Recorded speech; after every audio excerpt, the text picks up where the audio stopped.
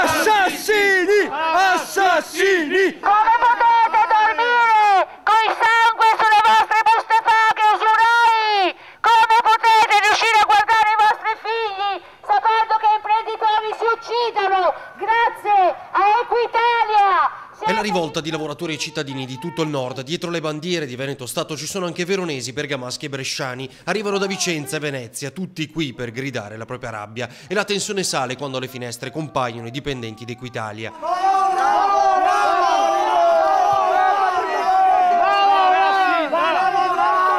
Pensiero ai fiori di quelli che si è occupato per causa vostra! Assassini! Assassini!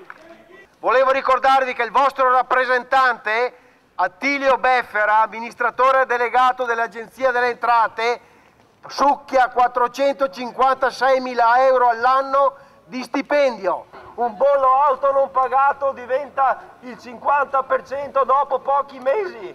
Questa è usura. Se io a un mio cliente applico queste condizioni, prima mi ride in faccia, poi mi sputa, poi mi lascia. E noi vi lasciamo perché non ci servite! Per chi oggi deve pagare le operazioni dolorose sono rese più complicate. C'è anche un ex leghista tra gli esasperati, un partito ormai romano, dicono. Io so che tu sei un leghista, sei sempre stato della Lega e so che hai ancora questo peccato originale dentro di te. Un po' deluso. Un po' deluso, vabbè. A 1.418 euro compensi di riscossione, quindi arriviamo al 10%.